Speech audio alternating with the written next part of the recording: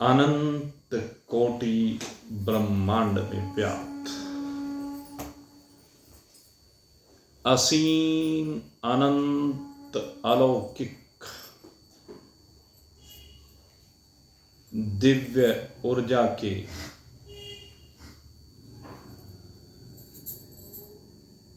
अनुपम स्रोत ब्रह्मदेव से विशिष्ट ऊर्जा को प्राप्त करके अपने अंतःकरण को उस ऊर्जा के प्रकाश से प्रकाशित करके चराचर जगत में व्याप्त ब्रह्म के साथ एक रूपता हेतु श्रद्धा पूर्वक विश्वास पूर्वक अपने आप को आगे बढ़ाते जिज्ञासु वृत्त।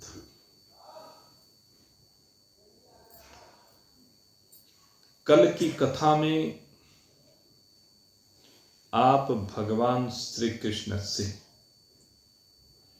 उस दिव्य समता का उपदेश प्राप्त कर रहे थे जो समता आपको कर्म बंधन से मुक्त करके उस दिव्य ऊर्जा के अनंत स्रोत के साथ एक रूपता कराने वाली है, जिसमें कहीं भी बंधन नहीं है, जो आपको 3 गुणों की सीमा से बाहर ले जाने वाली है। कर्म बंधनम प्रहस्यसि। जब ये जीव 3 गुणों की सीमा से बाहर निकल जाता है तभी कर्मों के बंधन से छुट्टी पा जाता है। और जब तक ये गुणों की सीमा में बंध करके रहता है तो बंधन को प्राप्त होकर के रहता है, निरंतर बंधन में बंधा रह करके दुख प्राप्त करता है। ये समता एक ऐसी चीज है, कहते इसका अगर यदि थोड़ा सा भी अनुष्ठान कर लिया जाए, स्वल्पमप्यस्य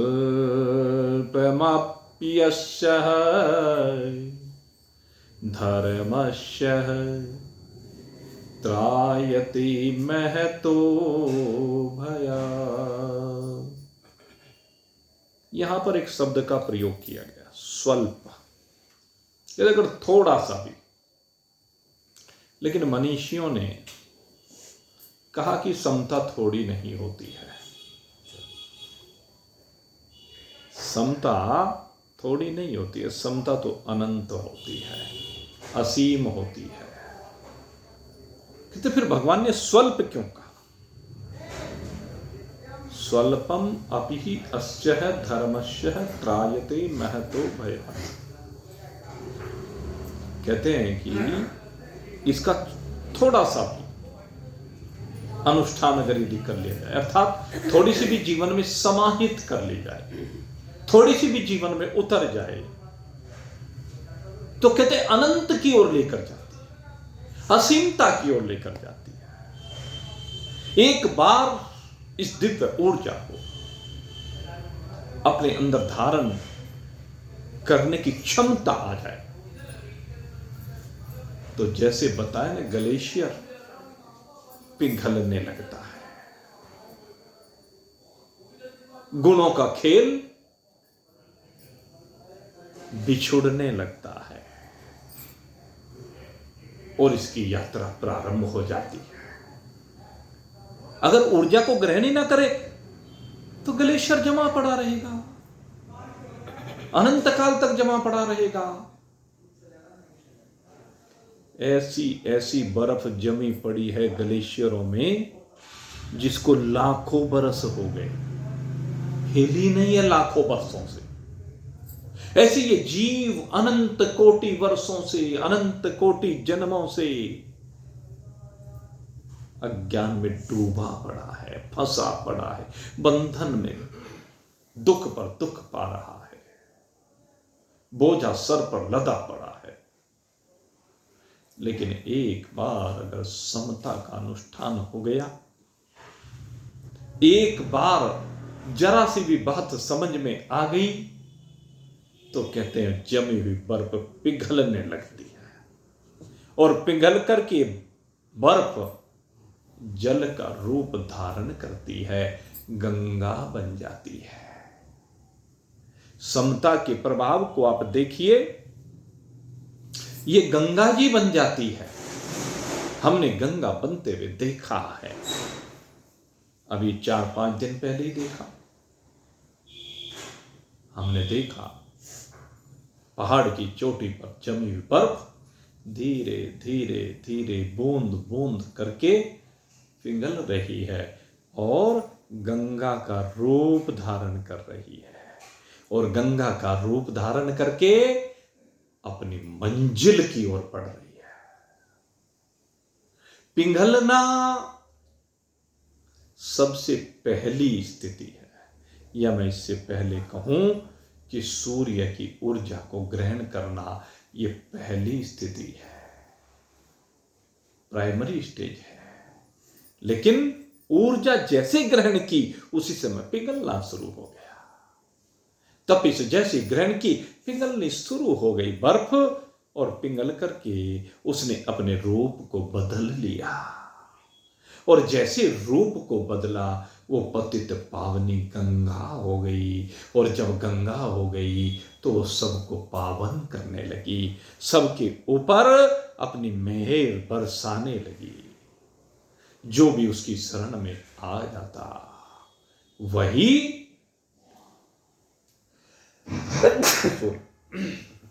पावन हो जाता।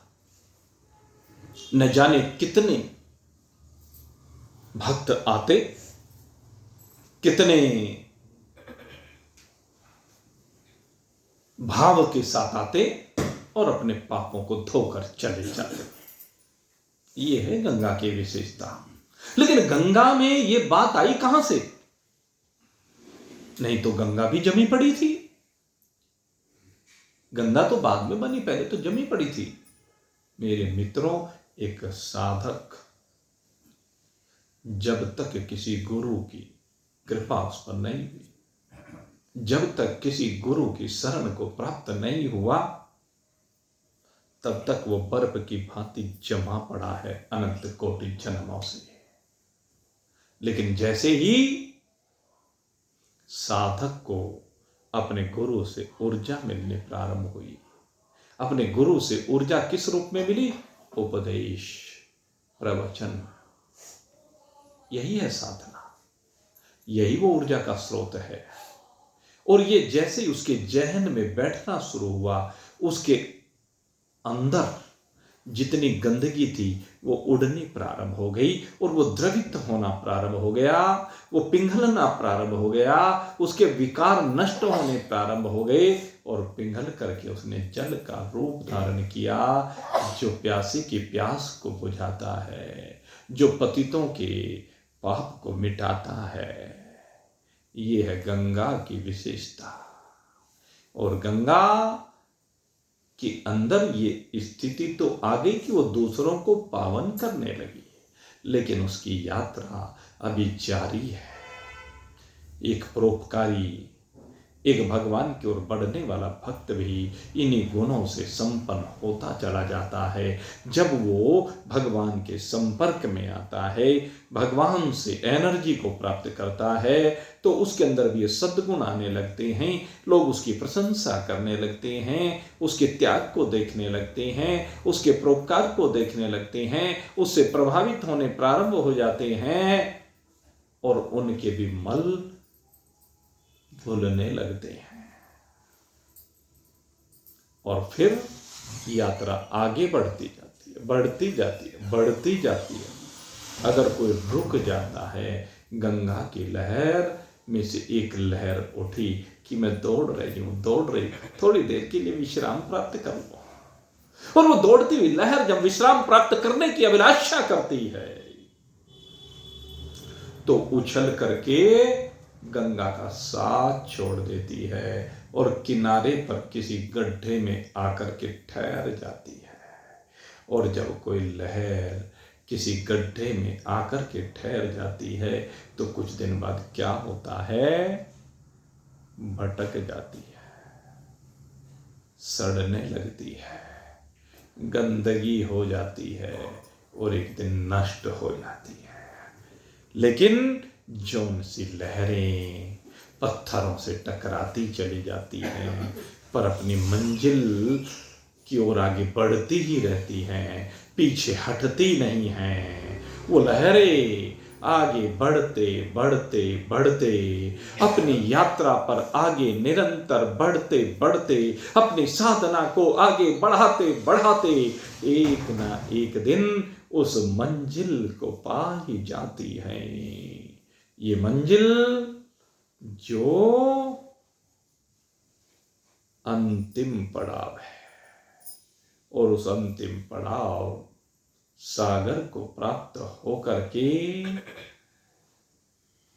वो उसके साथ सागर हो जाती है, असीम हो जाती है, अपार हो जाती है, अनंत हो जाती है।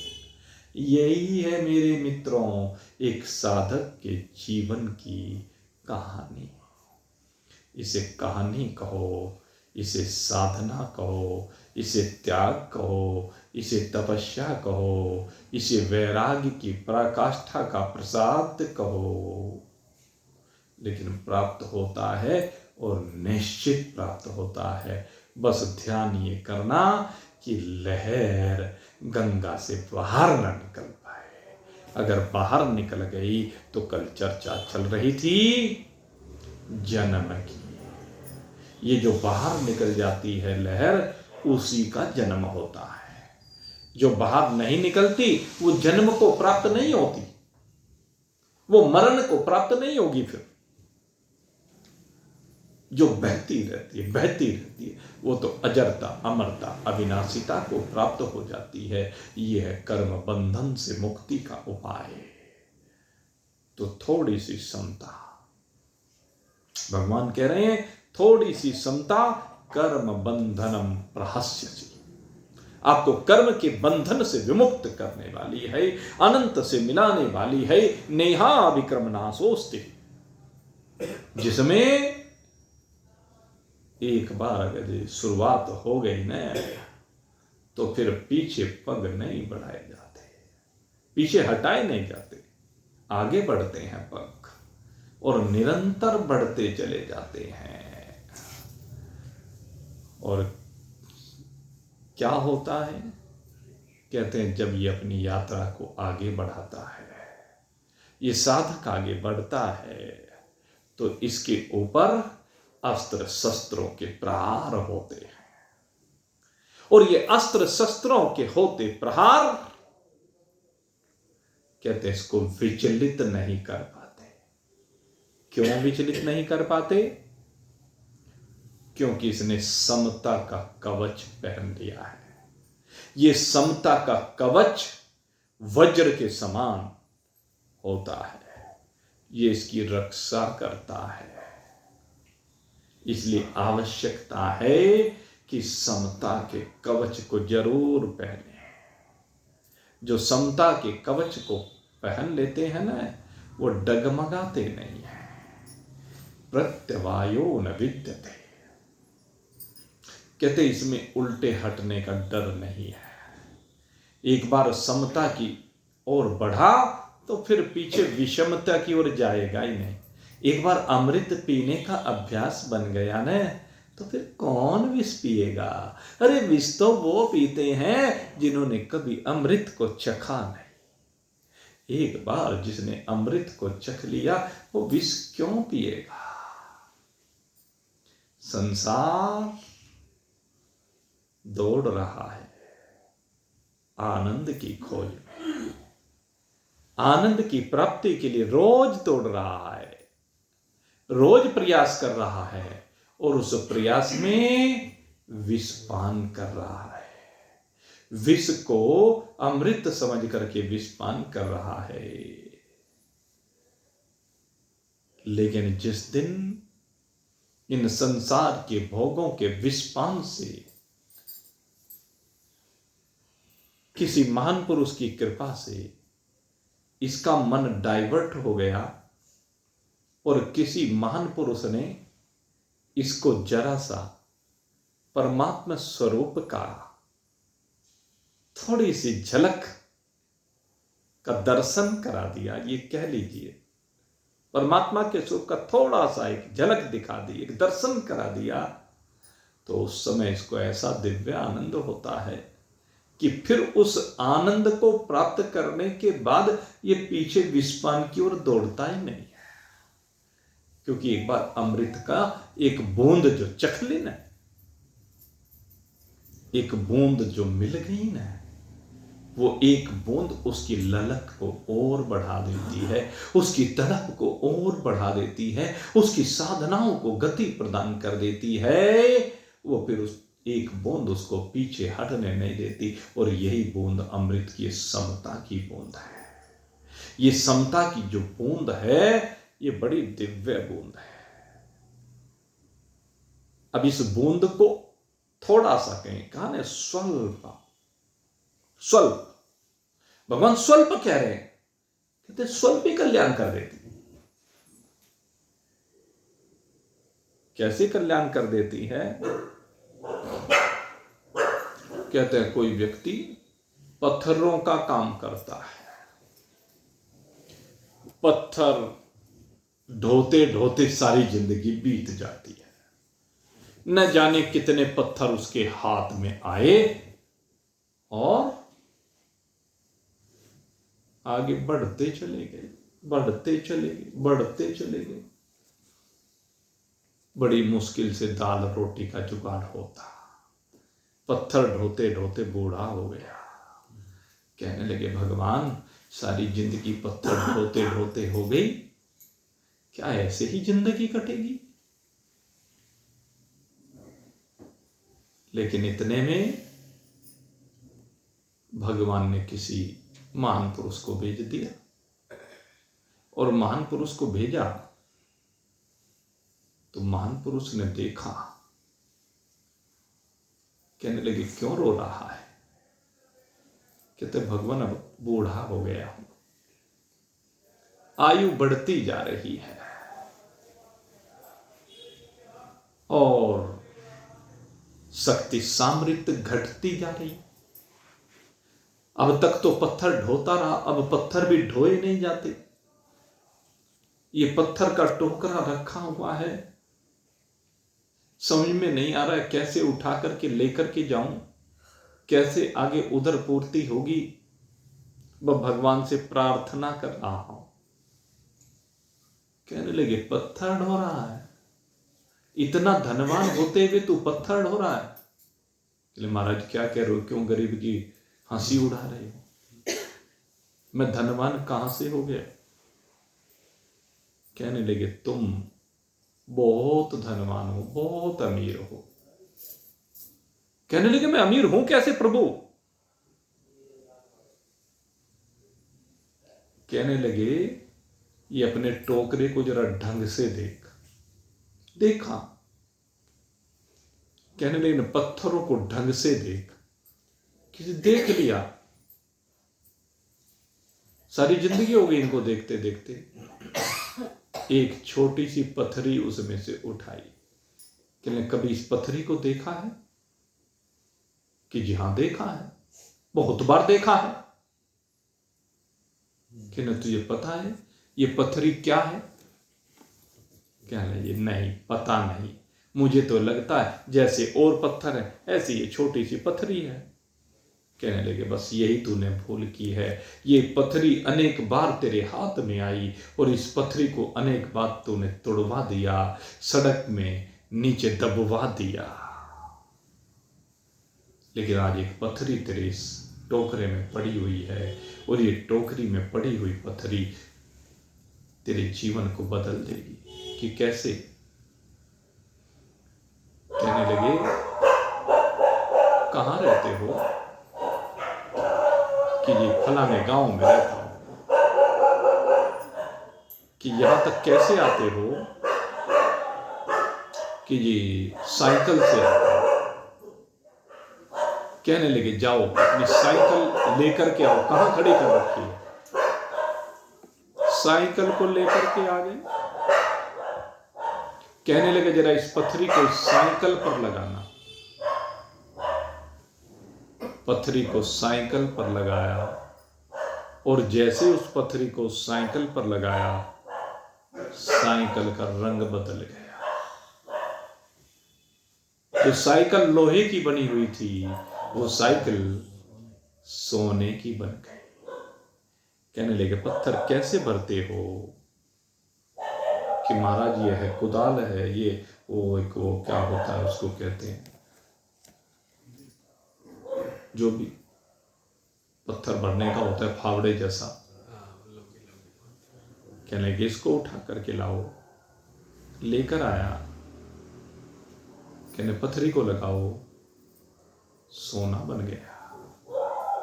हथेलों के लेकर आओ, जिससे तोड़ते हो, उसको लगाया, हथौड़ा सोने का बन गया। कहने लगे, तुम धनवान हो या गरीब हो, अब बताओ। तो कहते हैं, वो पत्थरी छोटी सी है, वो तल्प है, लेकिन उसका प्रभाव इतना है कि सारे जगत की दरिद्रता को दूर कर दे। ठीक मेरे मित्रों, ये समता वो पारस की पत्थरी है। ये समता वो पारस की पत्थरी है जो आपको धनवान बना देती है, जो आपको जन्म मरण से छुड़ा देती है, भले छोटी सी हो। और इसको छोटा कहने का तात्पर्य क्या है? इन्हीं पत्थरों की भांति कहते हैं, संसार में मोटे मोटे पत्थर बहुत पड़े हुए हैं, बहुत मोटे मोटे पत्थर पड़े हुए हैं, लेकिन उनमें पारस तो कोई बिरला होता है। सब पारस नहीं हो सकते, कोई पत्थर ही पारस होता है, छोटा सा। जैसे उनके बीच में अगर देखा जाए, करोड़ों लाखों टन पत्थर पड़ा हुआ और उसमें एक पारस की पत्थरी 10 ग्राम की 20 ग्राम की पड़ी हुई हो, तो उनके सामने वो बड़ी स्वल्प सी दिखाई देती है, तेजहीन दिखाई देती है, नगण्य सी दिखाई देती है। तो कहते हैं, ऐसे ही संसार में, भव सागर में डूबे हुए जीवों के बीच में समता से संयुक्त कोई कोई साधक होता है, और वो साधक इस पारस के समान होता है, जो दिखता तो पत्थर है, लेकिन अपने संपर्क में आने वाले जो भी लोहे हैं, उन सबको सोना बना देता है। जंग लगे हुए लोहे को भी सोना बना देता है, और इसी को कहते हैं सदगुरु। सदगुरु देखने में, देखन में छोटे लगे और घाव करें गंभीर। सदगुरु ऐसे ही होते हैं। गहराई होती है, अनंतता होती है, असीमता होती है। जैसे कि दिया सलाई हो और एक रुई का ढेर, घास का ढेर, कागजों का ढेर लगा हुआ हो, कहते सारे कोठे भरे पड़े हों, लेकिन एक दिया सलाई सारे को जला करके भस्म कर देती है। स्वामी विद्यानंद जी की कथा आप जानते हैं। गायत्री जब प्रकट हुई तो क्या कहा, देख अपने कूड़े के पहाड़ों को जलते हुए देख, ये तेरी समता से, तेरे त्याग से, तेरी साधना से ये सारे जल जाए। ऐसे ही आपकी साधना आपके समस्त पापों के पहाड़ों को जला करके भस्म कर देती है। आपकी साधना, आपका तप, आपकी समता सब कुछ को जला करके भस्म कर देती है, विकारहीन कर देती है, निर्विकार बना देती है। इसलिए कहते हैं जरा सा भी अगर इसका अनुष्ठान कर लिया वही कल्याणकारी है। जैसे यज्ञ होता है, दान होता है, तप होता है, ये सब शुभ कर्म होते हैं। लेकिन इन शुभ कर्मों में दो चीजें हैं, इनके दो प्रकार के फल होते हैं। कहते हैं एक फल होता है अगर यदि सकाम भाव से किया गया तो आपको भोगों की प्राप्ति कराने वाले होते हैं, और अगर निष्काम भाव से कराया जाए तो ये आपके अंदर समता को लाने वाले होते हैं। यज्ञ के पीछे क्या भावना है? सबका भला करो भगवान, सब पर दया करो भगवान, सबका सब विद करो कल्याण। यही तो भावना होती है। क्यों करो सबका? क्योंकि सब में एक को देख रहा। यज्ञ की भावना ये है। और जब ये होता है यज्ञ से कि मेरा कल्याण हो, मैं यज्ञ कर रहा हूं तो इससे मेरा कल्याण, इससे मेरा भला हो, तो वो सकाम है। और जब सबके भले की बात होती है तो निष्काम होता है। महान पुरुष कभी अपने भले के लिए कोई कार्य नहीं करते। महान पुरुष सबके भले के लिए कार्य करते हैं। महान पुरुषों का जो निरीक्षण महान पुरुष है वो दूसरे के भले के लिए कार्य कर रहे हैं। संतों का शरीर इसीलिए धारण किया जाता है कि उनका जीवन दूसरे के कल्याण के लिए है, दूसरे के हित के लिए है, दूसरे को परमात्मा से मिलाने के लिए है। ये कार्य और कोई नहीं करता।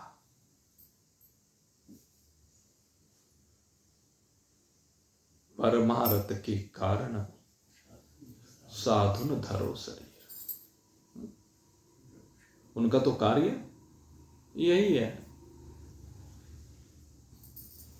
चिड़िया चोंच भर ले गई, नदी न घटियो नी, परमारथ के कारणे संतन धरो शरीर।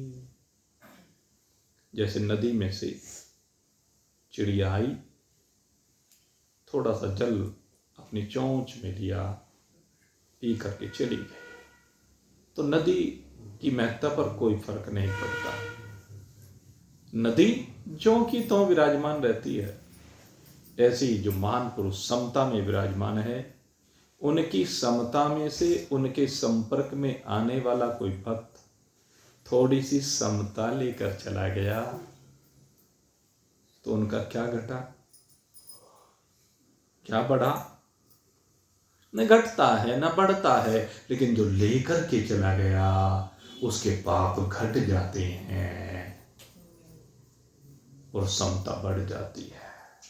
और ये समता कल्याण प्रदायक होती है, कल्याण करने वाली होती है। तो भगवान यही कह रहे हैं कि ये समता कर्म बंधनम प्रहस्यसि, कर्म बंधन से छुट्टी दिलाने वाली है। ये समता नेहा विक्रमनाशोस्ति ही, इसमें एक बार अगर ये जीवन में आ गई कभी जाएगी नहीं। प्रत्यवायो न विद्यते, इसका कभी उल्टा फल नहीं हो सकता। चाहे इसमें कर्मकांड में कोई त्रुटि रह गई ना तो उल्टा फल कर देती, लेकिन समता में कुछ ही हो, जब मेरा है ही नहीं, उल्टा कर्म मेरा ना सीधा कर्म मेरा, मेरा ना उल्टे से संबंध न सीधे से संबंध, मैं उल्टे और सीधे दोनों से परे हूं, ये है समता। तो फिर आपको चिपकेगा नहीं। ये तो चिपकने से है, पाप चिपकने से है। एक बार एक किसान था,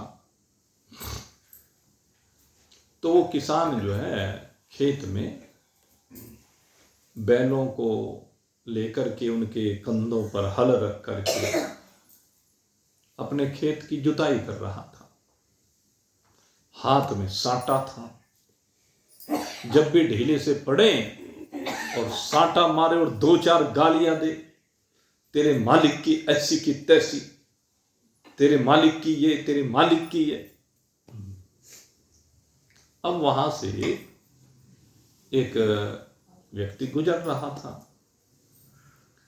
उस व्यक्ति ने कहा, भाई ये बैल किसके हैं? किराए पे ला रखे हैं क्या? कहने लगे, नहीं किराए पे नहीं ला रखे हैं, मेरे हैं। कहने इनका मालिक कौन हूं? कहने मैं हूं। कहने लगे, जो तू गालियां दे रहा है वो किसको दे रहा है? कहने जो सुन रहा है उसको दे रहा। बैल मेरे हैं लेकिन गालियां मेरे को नहीं लग रही है, जो सुन रहा है उसको लग रही है। यह है समता का सूत्र। समता इसी को कहते हैं। किसी ने आपको गाली दी, किसी ने आपकी प्रशंसा की, स्तुति की, कुछ भी किया, न आप प्रशंसा से संबंध रखते हैं न निंदा से संबंध रखते हैं। इसको कहते हैं समता। दोनों को छोड़ दीजिए, दोनों की सीमा से बाहर निकल जाइए। प्रत्यवायो न विद्यते। तो जैसे उस किसान को गाली नहीं लग रही, ऐसे ही आपसे उल्टा हो गया, सीधा हो गया इस शरीर से, क्योंकि आप शरीर है नहीं, शरीर आपका है नहीं, इसलिए शरीर के कर्म भी आपके नहीं, इसलिए उनका फल भी आपको मिलेगा नहीं। प्रत्यवायो न विद्यते, उल्टा नहीं होगा।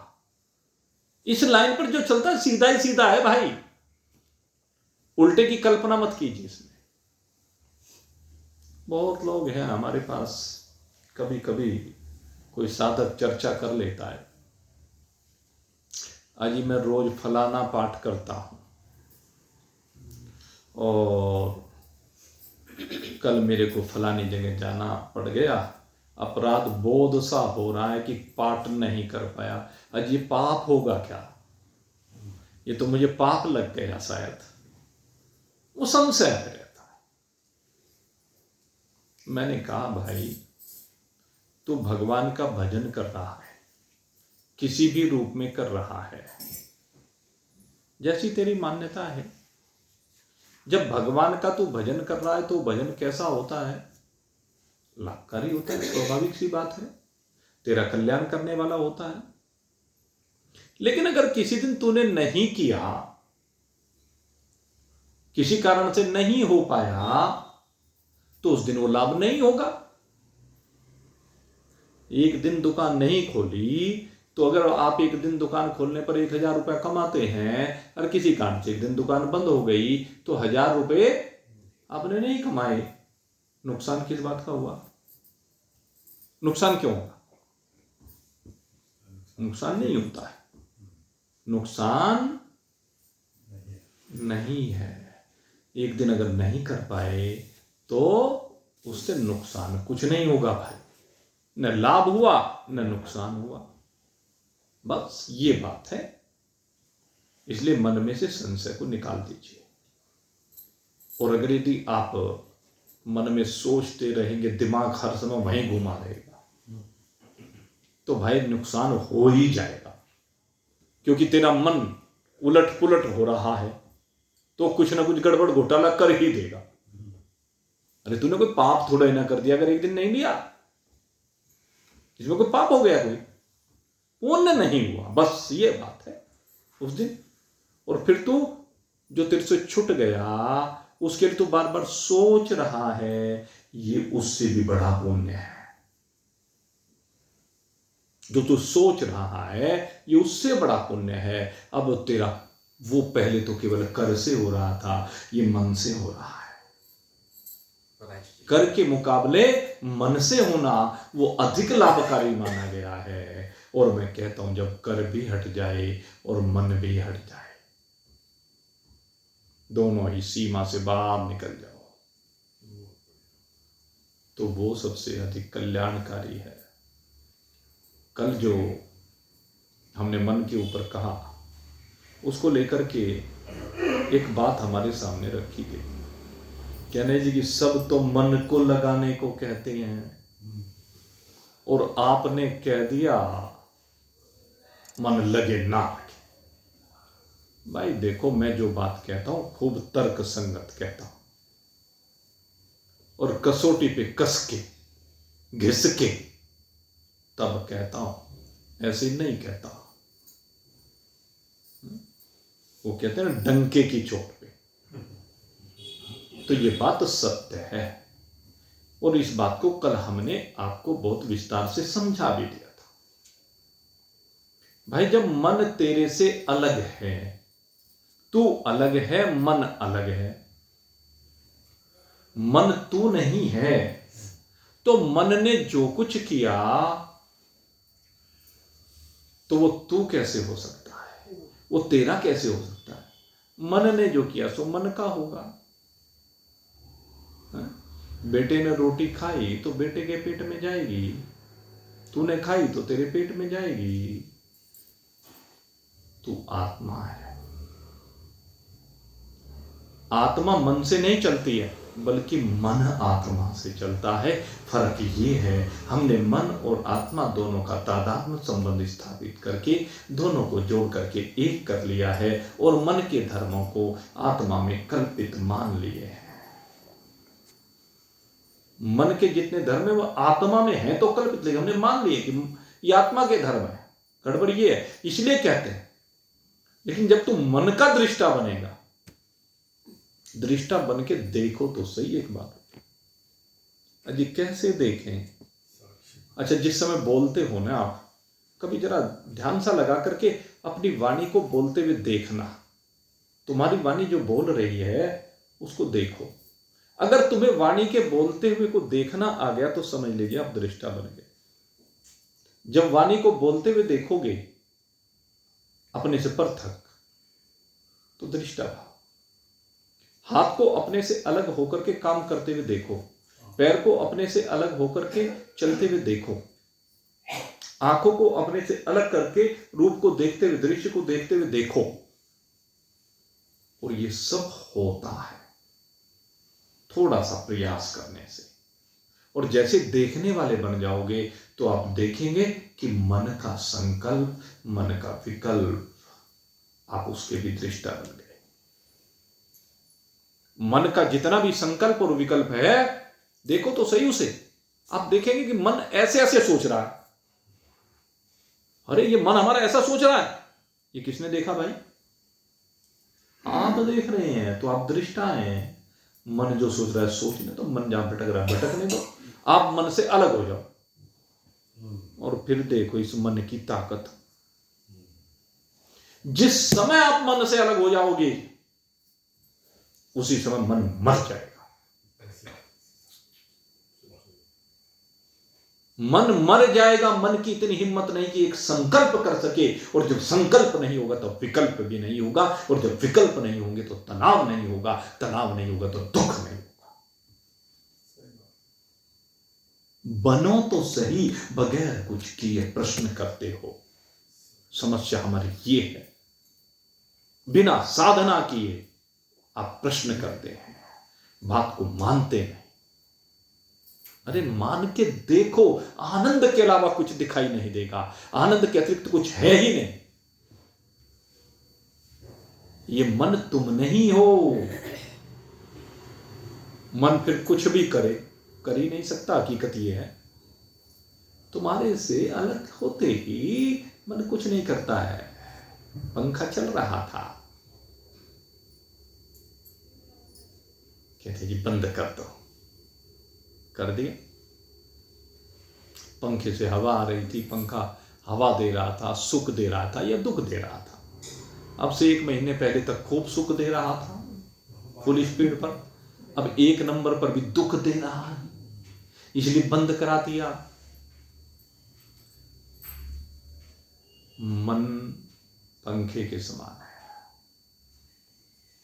जब मन को ऊर्जा मिलनी बंद हो जाएगी, जैसे पंखे को लाइट मिलनी बंद हो गई तो पंखा बंद हो गया, ऐसे मन को खुराक मिलनी बंद हो जाओ तो मन भी आगे भागेगा नहीं। मन को खुराक मिलने का रास्ता बंद कर दो। यन मनसा न मन्यते ये नाहुर मनोमतम तदेव त्वं ब्रह्म विद्धि नैदम यदिदम उपासते। मन जिसकी वजह से संकल्प विकल्प कर रहा है, मन जिसको नहीं जानता है, बल्कि जो मन को जानता है, चिंतन करना, मन जिसकी वजह से संकल्प विकल्प कर रहा है, इधर उधर दौड़ रहा है, मन जिसको नहीं जानता, मशीनरी है मन तो, संकल्प विकल्प कर, लेकिन वे संकल्प विकल्प वाला मन आपको नहीं जानता है, मन की पहुंच आप तक नहीं है। आपकी पहुंच है, आप मन को देख सकते हैं, मन आपको नहीं देख सकता। यह अंतर है। मन आपको नहीं देख सकता है, आप मन को देखने वाले हैं। बस मन को देखने वाले बन जाए तदेव त्वं ब्रह्म विद्धि। तो जब आप मन को देखने वाले बन जाएंगे तो आप ब्रह्म हो जाएंगे। तदेव त्वं ब्रह्म विद्धि नैदम यदिदम उपासते। कहते हैं वही ब्रह्म है जिसके द्वारा मन को देखा जाता है, जिसके द्वारा मन के संकल्प बंद कर दिए जाते हैं, जिसके द्वारा मन स्थिर हो जाता है, अचल हो जाता है, मन की भाग दौड़ रुक जाती है। और भाग दौड़ के रुकते दुखों की इतिश्री हो जाती है, नहीं तो दुख चलते ही रहते। तो ये सूत्र है, भगवान श्री कृष्ण इस गीता जी में ऐसे दिव्य दिव्य सूत्र हमें दे रहे हैं। इन सूत्रों को ग्रहण कीजिए। और किस रूप में ग्रहण कीजिए? जैसे आपने देखा होगा, मैथमेटिक्स पढ़ा होगा, फिजिक्स पढ़ी होगी, तो वहां पर क्या होता है, कुछ फॉर्मूले होते हैं, और वो जो फॉर्मूले होते हैं वो कैसे जनरेट होते हैं उसको जानना है। फॉर्मूले को लगाने वाले तो बहुत मिल जाते हैं, ये सामान्य बात है। Sine square theta plus cos square theta equal to 1, सीधा सा फॉर्मूला बना दिया और सबने उसको अप्लाई कर दिया। लेकिन जहां जरा सा क्वेश्चन घुमाकर पूछ लिया, कंपटीशन में क्या होता है, घुमाकर पूछ लिया। अगर पाइथागोरस पढ़ रखी है, पाइथागोरस एक थ्योरम होती है, ज्योमेट्री की शुरुआत वहीं से होती है। अगर किसी ने पाइथागोरस थ्योरम पढ़ रखी है, उसे समझ रखी है, तो वो जानता है कि ये फॉर्मूला कैसे बना, ये सूत्र कैसे बना। तो उसके सामने फिर कैसी प्रॉब्लम आ जाए, कुछ भी नहीं होती उसके आगे। और कंपटीशन में ऐसी प्रॉब्लम आती है। इसीलिए बच्चे जिन्होंने उसको अपने हाथ से जनरेट कर रखा है, तो उसको ऑपरेट करना फिर वो जानता है, एक एक पॉइंट को जानता है। और जिसने जनरेट करना नहीं जाना, वो ऑपरेट ही नहीं कर पाता, बिचल जाता है उसमें। एक बार एक मशीन, कपड़े का मिल था, और एक मशीन में कोई डिफेक्ट आ गया, और जब वो डिफेक्ट आ गया, बड़े बड़े इंजीनियर बुलाए गए। उन इंजीनियरों ने आकर के देखा और कोई इलाज किसी पर नहीं होगा, जिनकी लाखों लाखों रुपए तनख्वाह, बड़ी मोटी फीस ली। तो खैर मालिक बड़ा परेशान हो गया, भाई बिल बंद है, सब मजदूरों की तनख्वाह चढ़ने लग रही है रोज का, भाई बहुत मोटा नुकसान हो रहा है। तो यूं ही एक दिन एक व्यक्ति वहीं मिल में काम करने वाला, वो गया मालिक को नमस्कार के, कहने मालिक बड़े दुखी हैं, कहने कि मालिक अगर आप कहो तो जरा सा इस मशीन को एक बार मैं देख लूं। कहने लगे भाई तू क्या करता है, या मजदूरी करता है, तू भी मशीन को, इतने बड़े बड़े इंजीनियर फेल हो गए, इन्हें देख लो जी, वो तो फेल हो ही गए, हम मशीन तो चली नहीं, अगर आप मुझे जरा सी आज्ञा दें तो एक बार मैं भी देख लूं। कहने लगे अच्छा चलो भाई, उसकी समझ में भी आ रहे, चल जब इसके मन की पूरी हो जाएगी और क्या है, इसे भी ट्राई कर लेने दो। उसने आकर के देखा और खूब देखने दाखने के बाद कहीं से एक वार्सल निकल गया था, वहीं से एक गत्ते का टुकड़ा उठाया, उसको वहां पर फंसाया और फंसाते ही वो ढील दूर हो गई, मछली चल गई। जुगाड़ की बात है ना? समझ की बात है। तो भाई जिसकी समझ में आ जाए उसका कल्याण हो जाए, और जिसकी समझ में ना आए वो भटकता रहेगा। इसलिए समझिए कि आप मन की दृष्टा हैं, मन आपका दृष्टा नहीं है। और आनंद मनाइए। इन्हीं शुभ भावों के साथ आज के सत्संग को यहीं पर विश्राम दे रहे हैं। बोलिए सच्चिदानंद भगवान की जय।